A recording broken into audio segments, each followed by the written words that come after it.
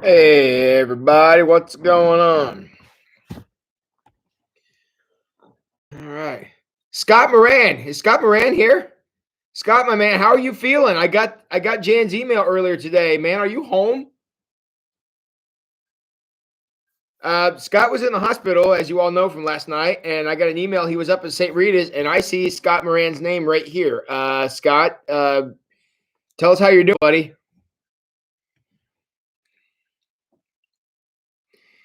All right, let's give some shout outs. Crystal Dove, congratulations on being the first comment tonight. Good to see you. Hi, Mike and Tina. Cheryl, how you doing? Hi, Daryl.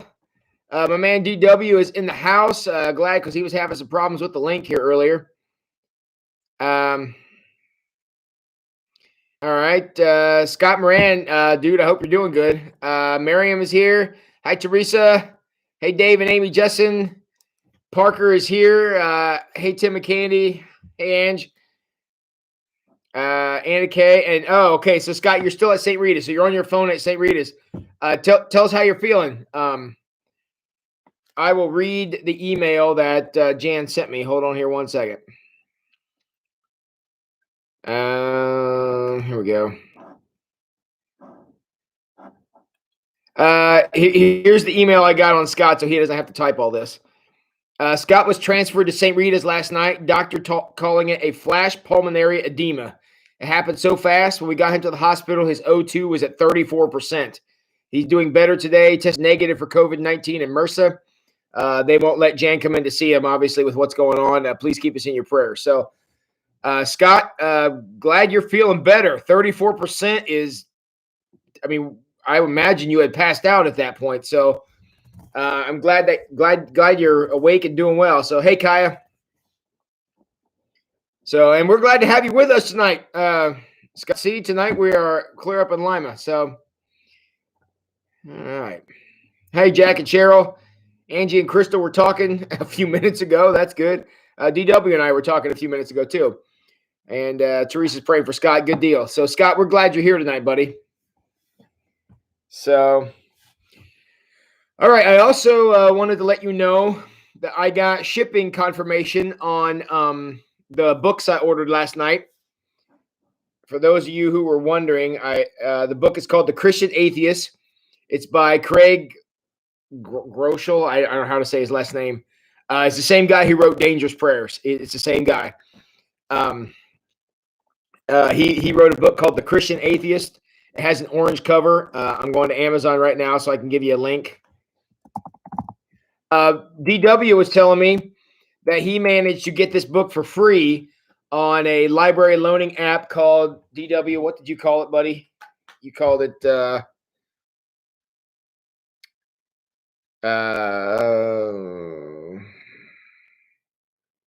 Libby. Libby, and there's another library app called Hoopla. So Hoopla. It's a library app. If you got a library card, you can check this book out for free. And there's also one called Libby, which I think is the one they use down here. I'm not sure. But so yeah, if you got Libby or Hoopla and want to go borrow this book for free, yeah, knock yourself out with that. And all right, Angie ordered hers for Kindle. Yeah, Anna K. Libby. It's called The Christian Atheist by Craig Groeschel. I don't even know if I'm saying that right. So if you got one of those library apps, if you got a library card, jump on and do that, and you can get it for free. So, hey, Anna Kay. Hi, Beth Reedy. Yeah, I ordered mine for Kindle also, and I forgot to bring my tablet down here to download it, but I do have it. So, looking forward to reading it. DW, did you tell me you read any of that book? You said it looked good. Just wondering if you read any of it. So, hey, Jess Skinner. Long time no see. Like, what's it been, a couple hours? Joyce Koenig is in the house. All right, the party can officially start because now Joyce is here because we don't ever start without her. Well,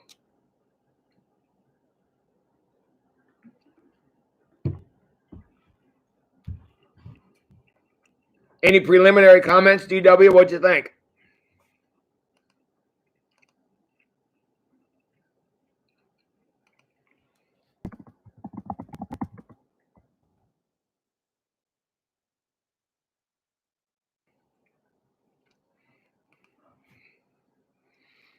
I'm getting the link off Amazon. You don't need to order it from Amazon unless you want to, but this will just let you check and make sure you got the right.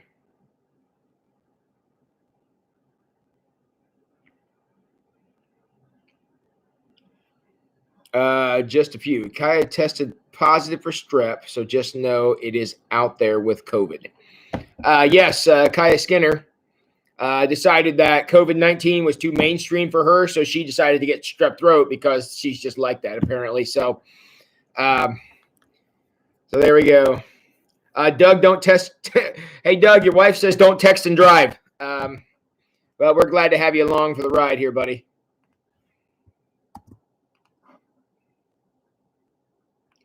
The shake I'm drinking is healthy. It's called Isogenics. And it's Isogenics chocolate. And, oh, no. What in the world? Hold on a second. I can't put the link, the Amazon link to this book because it's too many words. How did I do it last night? Hold on a second.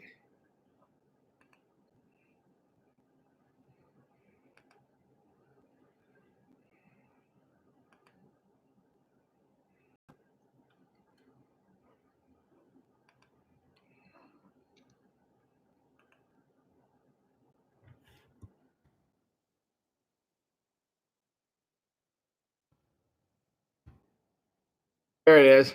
I think that's it. See if that'll take you to the link. That'll just make sure you're looking at the right book. It's called The Christian Atheist, and it's by Craig Groeschel. I had no idea if I'm saying his last name right, but that's what I think it is. So, yeah. So, oh, so DW likes it. So good. Yeah, Isogenics, Beth, is a right there. It is Isogenics.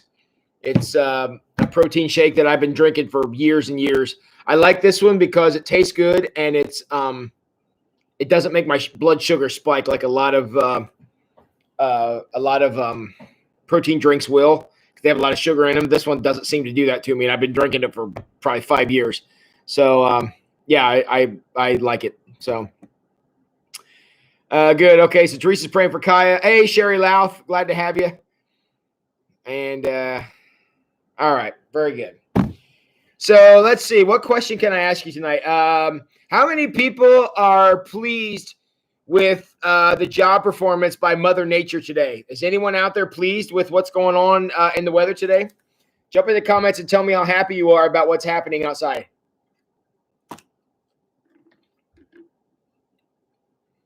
Anybody? Anybody like this return to November?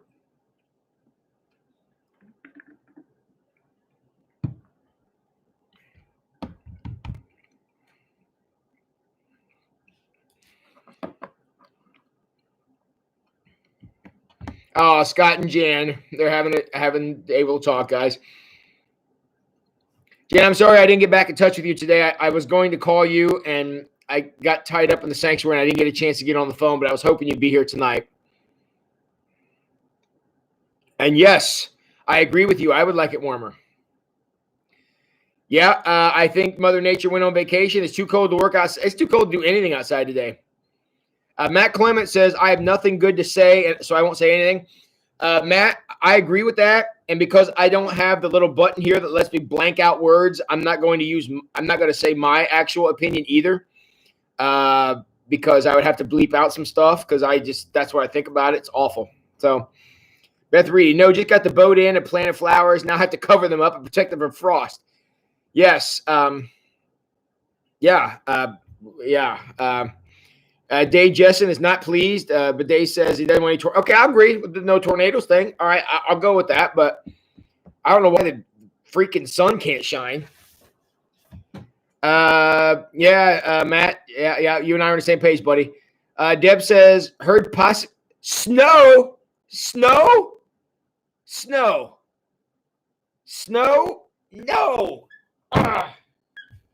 My gosh, it's horrible. We're going to have a snowball fight for Mother's Day. It's just ridiculous. Yeah, a little sunshine wouldn't kill us, I don't think, Anna Kay. Is it supposed to frost tonight? It would not surprise me in the least, given how cold it is right now. It's ridiculous. So, All right, everybody. Well, now that I've got us all nice and depressed talking about the weather, let's go to Daniel. We're gonna be, yeah, the Asian hornets. I heard about that, Amy. They tear your head off or something. Is what I heard. Watch out for them. Well,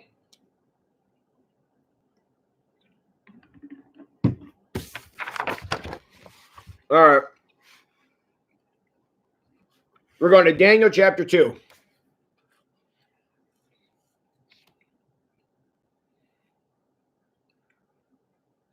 May 15th is the latest snow on record in Ohio. Wow. I hope, man. Why of all the records we could set, why do we have to set that one? Hey, Suze. Time for hot chocolate. That's right, Bust out the hot chocolate and the vegetable soup, and awesome. And Teresa says no snow, and I would agree. So, all right. Well, let's talk about Daniel. So we're on Daniel chapter 2. A little bit of background. Basically, I don't want to go over the whole thing. They talked about how the Israelites were conquered. They were drug away, and what they did is the Babylonians basically did I guess do genocide. Is that what you do genocide? That's what they were doing to them. So they were taking the best and the brightest out of the young boys out and training them and bringing them up as Babylonians. Daniel and his three buddies, Shadrach, Meshach, and Abednego, did not conform to the culture. They maintained their dietary laws and kind of kept things straight. And became, they ate all vegetables and water. They didn't eat the not kosher food that the Babylonians wanted them to eat. So by keeping everything, by maintaining their religious practices, these four guys were able to really step up and became something fantastic. Just kind of the head of the class. When they had graduation, the king noticed these four guys because they were the best of the best. So obviously, the king took the best of the best, gave them jobs in the palace, and so everybody was there and excited about that. And Daniel ended up gaining the skill from the Lord to interpret dreams, which is going to become significant here in a very little bit. In fact, here we go. Chapter 2, verse 1. One night during the second year of his reign, Nebuchadnezzar had such disturbing dreams that he couldn't sleep. He called in his magician. Now look at all these people he calls in. And all these are plural. So he calls in magicians, enchanters, sorcerers, and astrologers. So he's got all of his guys here. And he demanded, he said, tell me, I'm done with this. Tell me what's going on. And why is he cranky? Well, he's not sleeping very well. And as anybody will tell you, not sleeping well will make you cranky. I'm seeing that, Beth. We got 46 logged in here tonight. I see that our attendance here at the nightly live stream is directly proportional to the temperature. So appreciate all you snowbirds out there joining us tonight, which is cool. We're always glad to have you. All right, so he demanded to tell them about the dream. We want to know. So as they stood before the king, now who's there? Again, the magicians, the enchanters, the sorcerers, and the astrologers. Now, what I want you to notice about this group is all of these practices, people who are magicians, enchanters, sorcerers, and astrologers, all of these things are forbidden by Old Testament law. So all of these are foreigners. None of these are Israelite people. So you've got all these people practicing these things, and they all come in, and as they stood before the king, he said, I have a dream that deeply troubles me, and I must know what it means. Okay. So he's got all his boys there, assuming they were all men, because they probably were. And if only he had Twitter, then old Neb could have asked his followers for help. Yeah, that's true. Of course, I'm not sure there would have been a lot of help in this situation, but Nebuchadnezzar, nevertheless, got them all together to have a conversation about this. So I want you to tell me what it means. Verse 4, then the astrologers answered the king in Aramaic. Long live the king. Tell us the dream, and we'll tell you what it means. Now, it's exactly what we saw in Joseph. Joseph was one who had the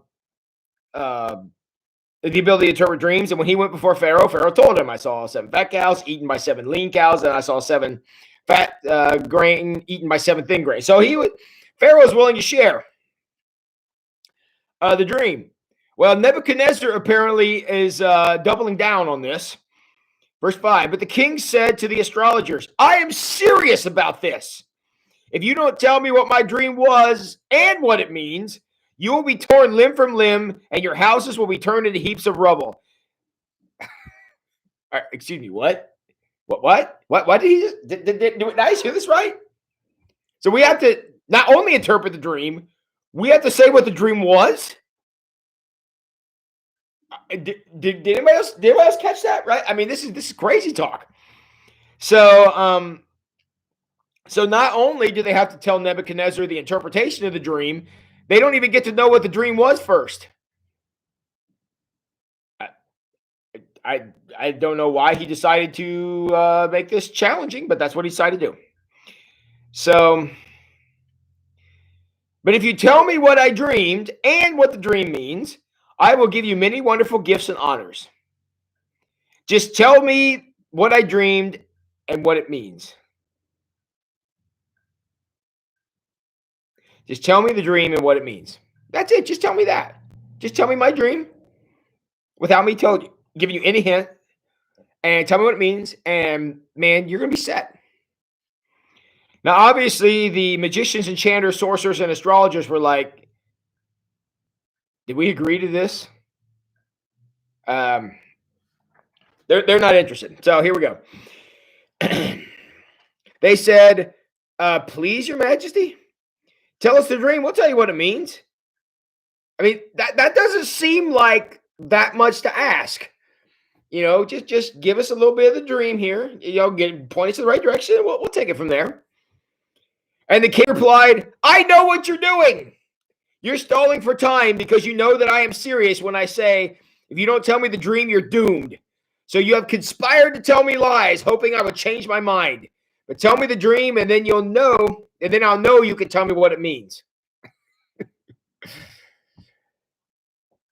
The magicians, the enchanters, the sorcerers, and the astrologers are having a bad day.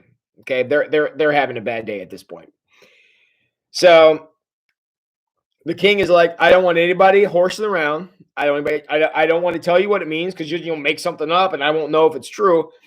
I want to know that this is more than somebody who's a skilled storyteller. I want to know that whatever it is you're interpreting, I want to know it's the real deal. And the only way I can know it's the real deal is if you can tell me the dream without me telling you. Then I'll know we're on to something. And the magicians, enchanters, sorcerers, and astrologers are all like, you know that what we're doing is like reading tea leaves, right? I mean, we're reading stars and palms and stuff. I mean, you realize that's what we're doing here. And the king does not back down. So the astrologers and enchanters and such say what any human being in this situation would say. They say, number 10, verse 10, the astrologers replied to the king, no one on earth can tell the king his dream. And no king, however great and powerful, has ever asked such a thing of any magician, enchanter, or astrologers. The king's demand is impossible. No one except the gods can tell you your dream, and they do not live here among people. Okay, so the magicians, enchanters, sorcerers, and astrologers draw a line in the sand. Now, one of the things that we're going to learn throughout the course of this book is I don't know a ton about Babylonian culture, but if I'm just going to go based on what I read in Daniel,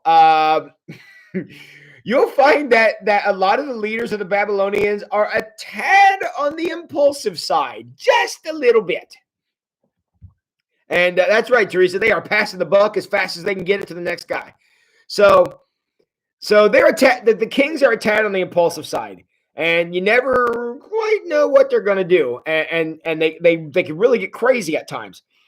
And it's interesting that they say here, they even admit no king has ever asked for this, which, I mean, honestly, that's probably accurate. No king probably had ever asked for that. But they said nobody but the gods, understanding Babylonian culture, that's how they would have referred to it. Nobody but the gods could have done this, and gods don't walk around out in the street. You know, the Babylonian gods, again, I couldn't even tell you one because I don't remember. But whoever they are, it's not like we could run out in the street and grab one of them, bring them in here, and have them do this. And we can't. We don't have any ability to do this. This is beyond us. Okay, so this is a rough spot. Okay, so this is a tough place to be, and everybody's got to kind of scramble a little bit to figure out what's going on. So, okay, so the king was furious when he heard this, and he ordered that all the wise men of Babylon be executed. Remember what I said just like a minute and a half ago about impulsive kings? You guys recall that? This is why I say that. Because how would you like to be a wise man who maybe wasn't on duty that day? You know, it was your day off or whatever. And suddenly the executioner comes and knocks on your door and says, I'm sorry, I need to execute you now because I don't really know why, but I need to cut off your head. Is that going to be okay? I mean, that's essentially what's going to happen. We're going to read that exact thing happens. So he orders that all the wise men, now get this. He orders that all the wise men, and again, how you define wise men, I don't know. I guess that day I hope I'm stupid, but how you define wise men, he says, execute all of them. I mean, that is a bad idea in any way you could look at this. And especially they're charged with being unable to tell somebody tell somebody what they dreamed last night without being told what it was. That seems a tad on the harsh side to me. Okay, so but that's what they're going to be charged with, being unable to tell somebody their dream without knowing. I mean, basically mind reading is what Nebuchadnezzar is asking for. So so he orders everybody to be executed. Okay, now, I hope that you don't. I hope you all don't mind my injecting of humor into some of this, but I do find some of this funny. But I imagine this conversation I'm about to read. Okay, verse 13. Because of the king's decree, okay, because of this, go kill all the wise men. Men were sent to find and kill Daniel and his friends, because remember, they've been trained up in Babylon. They were considered Babylonian because they went through the 3-year training course and all this stuff. So they were considered Babylonian. So their job was to be wise, apparently. So a guy was dispatched with a sword. Says, "Yeah, I'm gonna have to cut off these guys' head." So I just keep that in mind. Here's the conversation that takes place. When Arioch, the commander of the king's guard, came to kill them, does that sound really casual? Hey guys, how y'all doing? Hey, we're not going to be able to play cards this weekend because, well, you guys are going to be dead. And sorry about that. I mean, I just this guy's poor life. Anyways, when Arioch, the commander of the king's guard, came to kill them, Daniel handled the situation with wisdom and discretion. He's a wise man. How else would he handle it? Than with wisdom and discretion? Okay. Oh, here we go. Tim Dickey's got some history for us. The 3 most important deities in Mesopotamian culture were An, Enlil, and Enki. God, to be honest with you, Tim, not one of those rings a bell in my mind. I'm sure at one point I knew that, but I don't know any of them. So probably Nebuchadnezzar was expecting one of these guys to be walking around back. Hey, Enlil, come here. I mean, I guess it didn't work that way. So the executioner came to cut off these 4 guys' heads, and Daniel, it says, handles this with wisdom and discretion. Again, he was a wise man. I suppose we should have assumed that was going to happen. So, verse 15, Daniel asked Arioch, why has the king issued such a harsh decree? I mean, I think that's an appropriate question, don't you? I mean, you're going to be executed. You might as well know why. So why is the king issued such a harsh decree? So Arioch told him what had happened. Daniel went at once to see the king. How he got out without he and his three buddies getting their heads chopped up, I don't know how he managed to do that, but he does. So Daniel went at once to see the king and requested more time to tell the king what the dream meant. Apparently, I don't know if all the wise men got a stay of execution or just Daniel and his boys did. I don't know. But the king apparently said, all right, you got, tonight or whatever, something. But somehow he managed to talk him out of this. Then Daniel went home. So apparently he got a lot of time.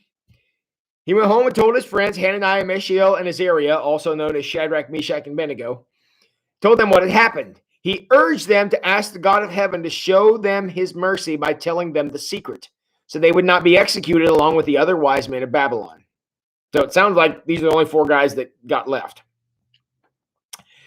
Okay, so as they're overnight and they're praying and they're practicing their religion, that night the secret was revealed to Daniel in a vision. Now Daniel has lots of visions. I told you the second half of the book of Daniel reads very much like the book of Revelation. It's because it's all visions recorded by Daniel. Killing all the wise men plus the king not killed equals stupid king. It's a pretty good equation, Cheryl. I think it sums up Nebuchadnezzar pretty well. So, all right. So that night the secret was revealed, verse 19. That night the secret was revealed to Daniel in a vision. Then Daniel praised the God of heaven, as you would imagine he would. He said, praise the name of God forever and ever, for he has all wisdom and power. He controls the course of world events. He removes kings and sets up other kings. He gives wisdom to the wise and knowledge to the scholars. He reveals deep and mysterious things and knows what lies hidden in darkness, though he is surrounded by light. I thank and praise you, God of my ancestors, for you have given me wisdom and strength. You have told me what we asked of you and revealed to us what the king demanded. Seems like a pretty appropriate thing to say, if you ask me. He's pretty happy that God clued him in. And apparently Daniel has all confidence that that he's got the answer. So here we go. Verse 24. Then Daniel went in to see Arioch. Remember, that's the captain of the king's guard. Arioch, whom the king had ordered to execute the wise men of Babylon. Daniel said to them, don't kill the wise men. Let's hold up on the slaughter. No, now notice, he's saving everybody here. Take me to the king and I will tell him the meaning of his dream. Now it says, verse 26, Arioch quickly took Daniel to the king. Quickly took Daniel to the king. Quickly. Lot of reasons why quickly could be there. Anybody want to speculate? Jump in the comments and tell me, why would Arioch do this quickly? Why was it so important to Arioch to get Daniel up there to the throne room or wherever he was at? Why would Arioch do this quickly? Somebody jump in the comments. Tell me why.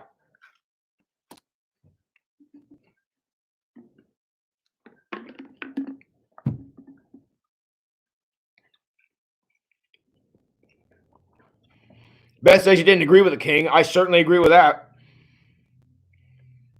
Arioch thought this was a dumb idea. Okay, Janet says he. I love this part. I love this part too.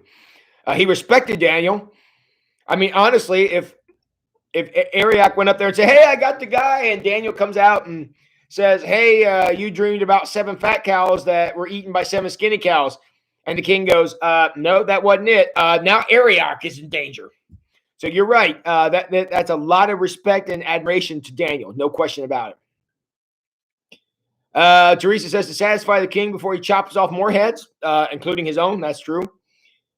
Since he hadn't already been killing the wise men, he didn't want to be in trouble too. Oh, that's true too. Because now, if Daniel knocks this one out of the park, Arioch could say, I got good news. Everybody else, I didn't kill any of them yet. However, if Daniel drops the ball on this one, now everybody's in trouble. Very, very good. Sure, he believed him and was afraid he might be included in the group of wise men. Yep. And Bill Harr says he didn't want to kill the wise men. Probably lots of reasons for that. He probably didn't agree with it, like Beth said. But also, he's like, if we kill all the wise men around here, and the guy in charge is Mr. Unpredictable here, as captain of the King's Guard, I've seen some crazy stuff around here. And I don't know that I want to get rid of all the wise guys. I don't know I want to get rid of all of them. In fact, I'm not sure I want to get rid of any of them because Nebuchadnezzar doesn't seem like he's a couple sandwiches shy of a picnic here. So good. That's what it was. So he quickly runs him up there because not only does he want to save all these wise men, he also wants to prevent Mr. Impulsive from doing something crazy that he's going to end up regretting. And he wanted out of this predicament, and Daniel's giving him out, and Arioch was more than happy to exercise this. Okay? All right. Okay, so verse 25. Now, and here's another detail. So first of all, it said he took him quickly up to see him. And here's what I want you to also notice. Not only did he go quickly, it says, Arioch, verse 25, Arioch quickly took Daniel to the king and said, I have found one of the captives from Judah who will tell the king the meaning of his dream. Not only did Arioch take him up there quickly, but Arioch announced his arrival. Now, that doesn't seem like a big deal. However, if Arioch says, here's the guy I found that's going to do this for us, and Daniel goes in there and is like, blah, blah, blah, blah. It does nothing. Now the king looks at Arioch and like, why are you wasting my time with this? Whereas if Arioch hides behind the door, he opens it up and stuffs Daniel in and shuts the door. And if Daniel screws up, Arioch could be like, hey, we'll cut the head off this one first. So Arioch, he's got a little skin in this game. By announcing the presence of Daniel, he now has assumed a little risk here, because if this doesn't go well, there could be problems. But by standing there and saying here's Daniel, Arioch now is taking a risk. So, all right, and also the other interesting thing is, we're going to find out. But at this point in the story, we don't know the dream either.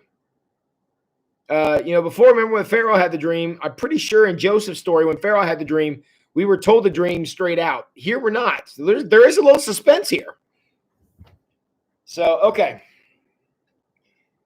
All right. The king said to Daniel, also known as Belteshazzar, which was his Babylonian name.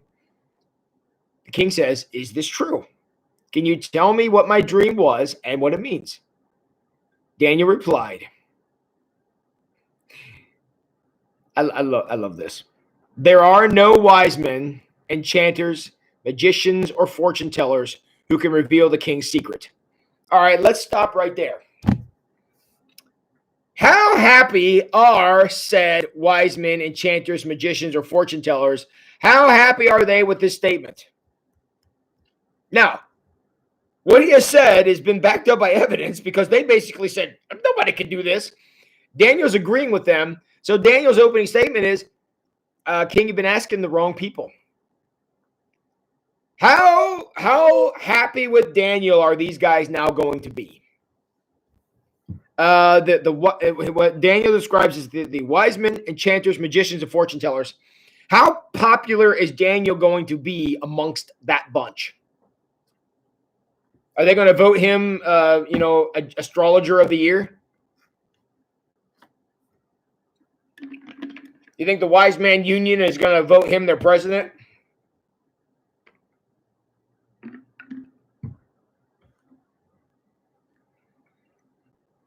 They're going to be scared, but not yet. Angry? Yes.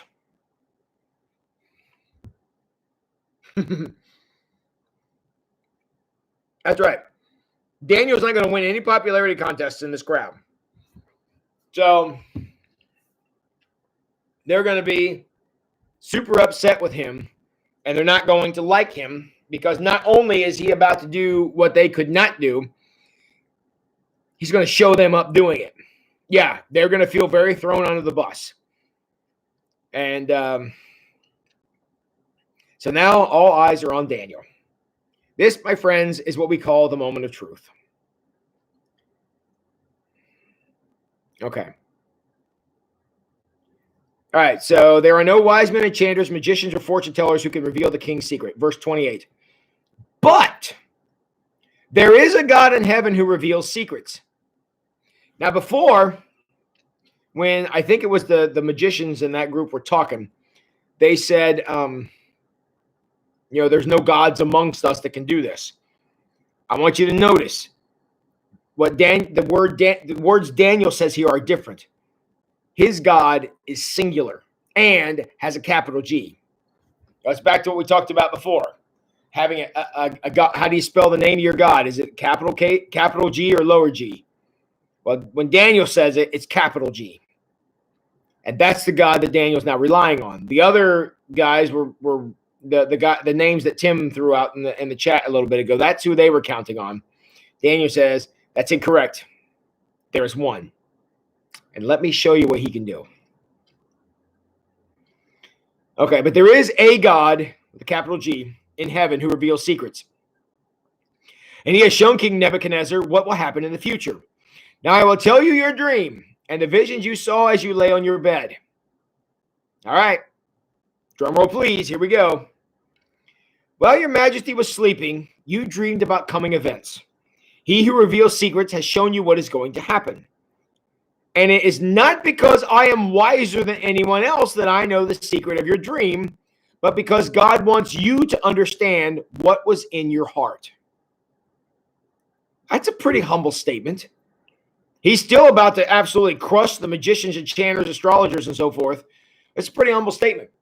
Daniel says, I ain't taking credit for this. I'm just a messenger here.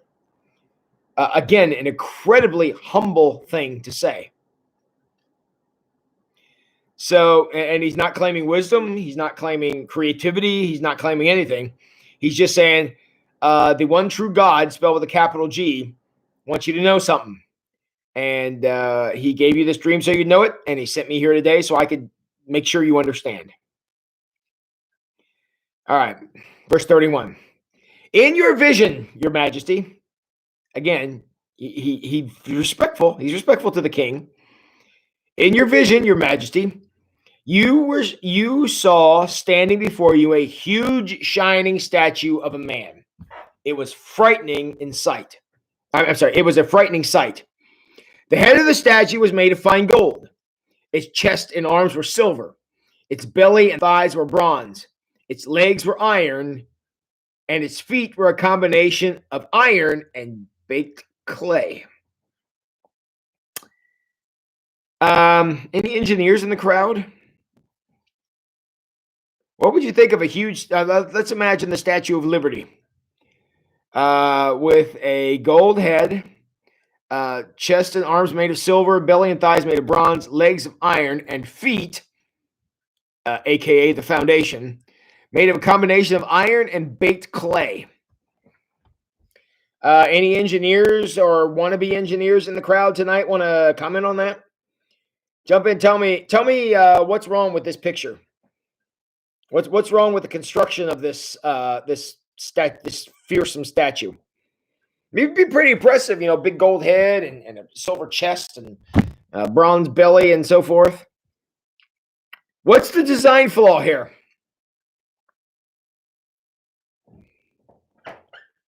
In this impressive and fearsome statue, what is the design flaw? Yes, the feet will not hold up, says Teresa. It is top heavy also. That is true. Not a good foundation. That is exactly right. Baked clay. There is a reason why today we don't think, well, we're going to build a house. Maybe we should put some clay on the foundation. That's right. It's not a solid foundation. Baked clay wouldn't hold the weight. Okay? So there's a serious design flaw in this statue. And yeah, there would need to be a lot of iron in there to hold it up. And you don't pack iron with baked clay because Those two substances. I'm not super educated on these kinds of things, but I just don't see that being a good design, mixing iron and clay. Because iron, you heat it up and pour it, or clay, you got to bake it and then you got to somehow mix them together. Anyways, huge design flaw, because the clay would crumble. It's exactly right, Cheryl. So this statue was poorly designed. Okay. All right. As you watch, legs were iron, and feet with a combination of iron, baked clay. Verse 34.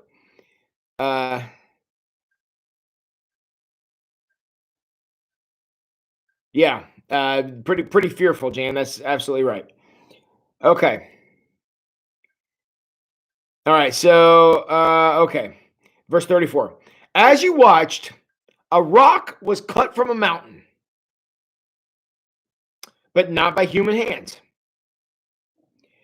It struck the feet of the iron and clay, smashing them to bits.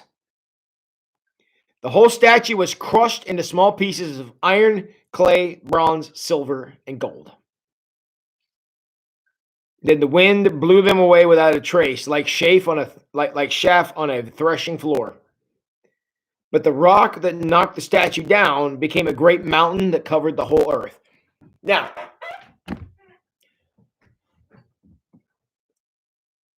as I hear Daniel speak this, I actually begin to understand why he didn't want to tell anybody the details of the dream, because it seems a little heavy-handed what this is saying. I think the reason that the king didn't tell anybody this, because everybody's like, oh dear, I think I know what this means. So where Pharaoh's dream about the fat cows and the thin cows and the fat grain and thin grain, Pharaoh was like, I'll tell you what that means because it don't make any sense to me. This one seems to be just a tad bit more on the nose about what the interpretation could be. And I think that's where Nebuchadnezzar's now again, his request was ridiculous. I'm not arguing that. Expect somebody to know what your dream was. That's just dumb. But I sort of understand where he was coming from, in that this I think he already knew what this dream meant. All right, and it's not good. Okay. So all right. So statue with a poor foundation, mountain with a rock ripped out of it that rolled down the hill or something, hit the foundation, the whole thing fell down and just whoosh, got blown away like dust, kind of like the Marvel heroes when Thanos snapped. Everybody, half the people turned to dust. It was kind of like that. So this great, impressive, amazing statue, the rock rolled down the hill, hit it, and then there was nothing left of it. It's gone completely. And then the mountain, or the rock that came from the mountain, apparently stuck in the ground and grew like a tree and became a mountain on its own. So that was the dream. Now, the impressive part of that is how specific yet very random this dream is. Think about the detail that Daniel was able to share.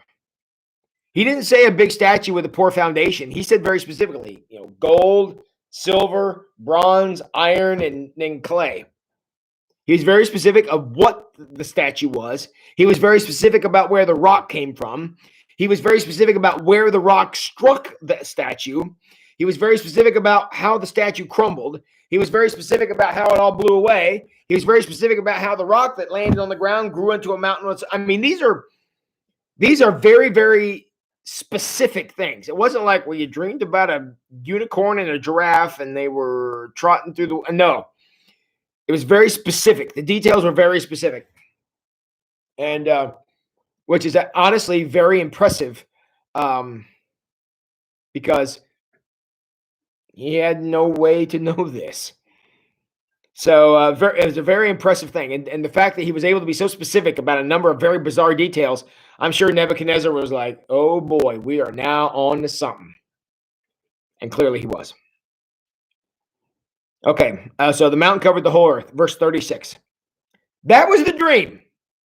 Now we will tell the king what it means. Your Majesty, you are the greatest of kings. Nebuchadnezzar's like, hey, it started out pretty good. You are the greatest of kings. The God of heaven has given you sovereignty, power, strength, and honor. He has made you ruler over all the inhabited world and has put even wild animals and birds under your control. You are the head of gold.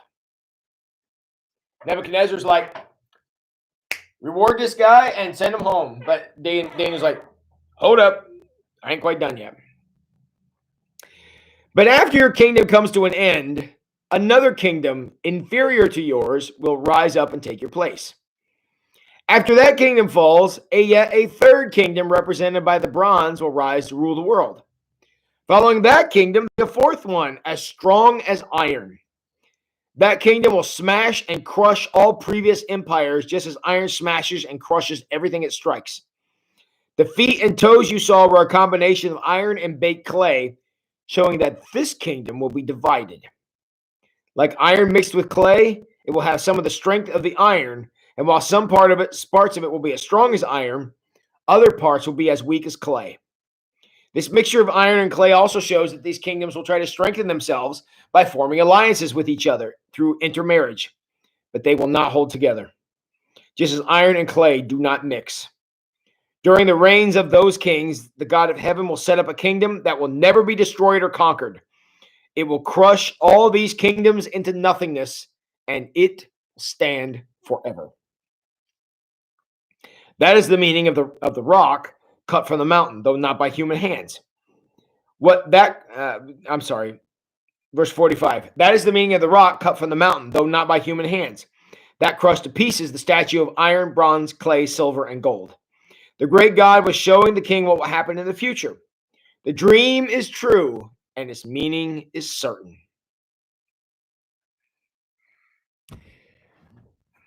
Pretty impressive interpretation here, right?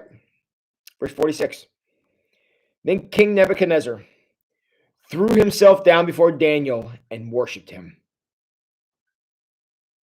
King Nebuchadnezzar realized he was in the presence of greatness. When he realized that Daniel really had a power that his astrologers and magicians could not fathom, because he had just done something that they, by their own admission, no one could do except for a god. And all of a sudden, holy cow, here's somebody who did it. Well, then by the very definition of the enchanters and astrologers, he must be a god, which is why King Nebuchadnezzar responded the way that he did, by bowing before him in worship. And so Nebuchadnezzar realized that this is really something. The king said to Daniel, truly your God, now God, when Nebuchadnezzar says this here, this is God with a capital G. Truly your God is the greatest of gods, the Lord over kings, a revealer of mysteries, for you have been able to reveal this secret.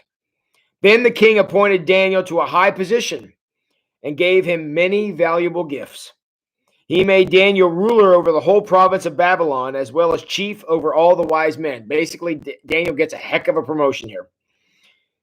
Okay, now at Daniel's request, the king appointed Shadrach, Meshach, and Abednego to be in charge of all the affairs of the province of Babylon, while Daniel remained in the king's court. So Daniel said, hey, I need my boys up here too. So Shadrach, Meshach, and Abednego got promoted as well. So Daniel didn't remember when he went back there to spend the whole night praying, he gathered his friends. He didn't gather just everybody, but he gathered his friends to come together and have a conversation and pray and fast, I'm sure. And God revealed this to them. And Daniel recognized this wasn't just me here. This was all of us. It was the prayers of my guys here. So part of the lesson here tonight that we want to take away is the importance of those friends, how valuable those friendships are. You know, I'm not talking about acquaintances or people that you like. I'm talking about people who got your back, like Shadrach, Meshach, and Abednego had Daniel's back in this time, and Daniel had their back. So as they were all praying together, Daniel went out, did the thing, and so Nebuchadnezzar promoted him, And his first official act was, I need to remember my guys back here. Very, very different. Again, I know it's kind of weird that we happen to study these two, but going back to Joseph's story, this kind of happened for the bartender. And when the bartender got promoted, what did he do? Forgot Daniel. But that's not what happens here. Daniel, he held on and took care of his boys when the time came. So this is how Daniel kind of rose to power. So he was raised up. Well, that's the wrong word. He was educated in the ways of Babylon. He understood their culture, but he was not a part of it. But he understood how it worked. He understood who they were. He was familiar with what the astrologers and the magicians would do. He wasn't into it. He didn't participate in it, but he did understand it because, again, he had been educated in it. So he was not afraid to go back and draw from his true power, which was God, a connection he never forgets, ever. And he continues to practice his faith on and on. And even though some crazy things are going to happen, that didn't change anybody's mind. So Daniel is a great story about how do believers, which that's us, how do we live in a world that is so, I'm trying to think of a word, so opposed to us. I mean, I was listening to a podcast today where apparently many of you probably heard that Samaritan's Purse, the Franklin Graham Association, had a makeshift hospital set up in Central Park to treat COVID-19 patients there in Central Park. They could come down there and they were equipped and had medications and treatments and ventilators and all this stuff. And they were set up in a temporary thing. And they were working, to try to save lives, exactly as we would expect them to do. Apparently, either yesterday or earlier. Probably it was yesterday. The people of New York, I shouldn't say that. Some activist groups in New York actually petitioned and petitioned and protested to the point that the city of New York had to ask them to close the hospital down because of the Christian values of the of Samaritan's Purse. Some activist groups wanted them removed from Central Park because they didn't think it was good that a Christian agency was doing the work. Now, obviously, they weren't doing any evangelizing other than just doing what Jesus asked us to do and going forward to save lives. But they decided that was not acceptable, and they protested until Samaritan's Purse was forced to close up shop and leave. So, how are we supposed to live in a world like that? Yeah, I know, Cheryl, and I'm sure there are people in New York right now who are alive and some who are gotten better quicker because of what Franklin Graham and his organization did, and the fact that they went down and protested that because it was Christian and got it removed from Central Park is just, you'll have to explain that one to me because I don't get it. Yeah, Parker, I'm with you. Yeah, hated. And look, we were told we would. I mean, it's in the Bible. It's biblical that will always be looked down upon. But Daniel is going to be a very, very good example of how to live in a world that's hostile to you. Because Daniel lives in a world that's going to be very hostile to him. And you see what he does here. He doesn't make a stand. He doesn't speak down to the king. He calls him Your Majesty. He doesn't try to elevate himself above the astrologers and magicians and such. He says, look, they're not going to be able to do it because they're not tapping into the power that can do it. And let me show you how to do that. But he doesn't elevate himself. He never went in there and asked for a promotion. He simply said, I'm here to help. That's it. And help he did. So, yeah, Samaritan's Purse is not what I would consider to be an aggressive evangelistic organization. They're just being the hands and feet of Jesus as far as I'm concerned. So anyways, so how do we live in a world like that? Well, Daniel's going to show us. He's going to, that's going to be the conversation we're going to have. because he has a foot in both worlds. He is an educated Babylonian person, but he's still an Israelite, and he's still a believer in God, and he never wavers from that. And he's a great example of faithfulness in a hostile situation.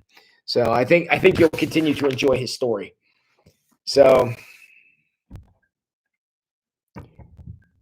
yeah, Cheryl, it's an interesting question. I wonder if they or somebody they knew life would have been saved. That would have made a difference.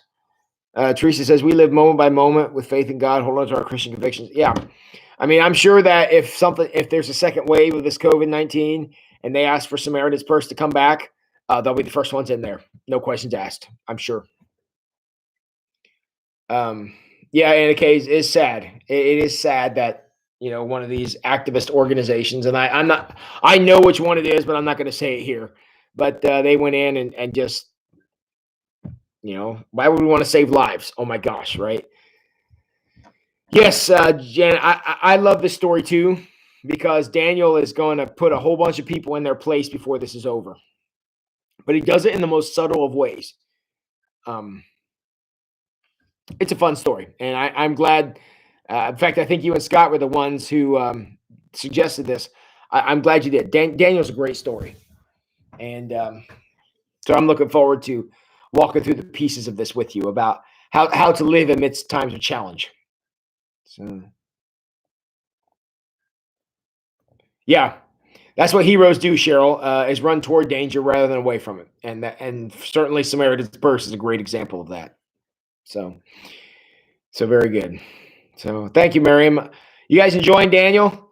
We haven't really got to kind of the meat of the story yet. We're kind of the first 2 days were kind of preliminary stuff, and we're going to put a pin in it here. We'll come back with Daniel chapter 3 tomorrow, and things are going to get a little hot, a little hot in tomorrow's study, and we're going to find out about that. So yeah. So I hope you guys are enjoying Daniel. Great, these Old Testament stories, man. They are just fantastic, and I'm glad to be walking along with them. I was thinking earlier today about because we're doing Ruth, another Old Testament character, on Sunday mornings, and what we might want to do after that. And I'm still debating because in my career, I've done sermon series over almost all of the major biblical characters except for one. I've never done Moses. And I'm considering to do Moses over the summer. We'll have the summer of the Exodus. I mean, the whole thing about Moses that's interesting is his whole story is about leading people back from exile, which is exactly where we are right now. We're kind of all in exile, and Moses is the one leading us back. So it may become extremely appropriate to talk about the Exodus during this time. So good. Glad you're enjoying it. Thanks, Scott. And hot, very literally, Candy. And glad you're in there, Beth. Thank you. And thanks, Jan. And thanks, Bill. Glad you guys are enjoying it. So, all right. The book is out there. If you want to get on Libby or whatever the other library app was, and borrow the next book, The Christian Atheist, so you can read it. I haven't looked at my copy of it yet. It looks to be very similar to how the Dangerous Prayers book was set up. So it's going to be very similar to that. So love to have you guys jump in and join. And thanks, Marge. Thanks, Anna Kay. I'm glad you guys are enjoying it. Thanks, Parker. I'm enjoying it too. I've done one sermon series over this for a Wednesday night service we had back at Forest Park years and years ago. And it's nice to come back and revisit this. So thanks, Linda. I'm glad you're here tonight. So, all right. So, all right, guys. Well, I think I hear the bells ringing. So I think I'm going to sign off here this evening. As always, you guys honor me with your presence. It's great to see our numbers back up, even though I'm sorry it's the weather that contributed to that. But I hope you guys all have a good evening. Get some sleep. I love you all very much, and I appreciate you. And Scott and Jan, please keep me posted on how things are going. Hopefully, Scott will get you back in Auglaize County here before too much longer. So, cool. I love you all very much. You guys have a great night. Yes, Cheryl, thank you. Leave us a thumbs up before you go. That helps get us in the search engines. And y'all know what y'all need to go now. Go wash your hands.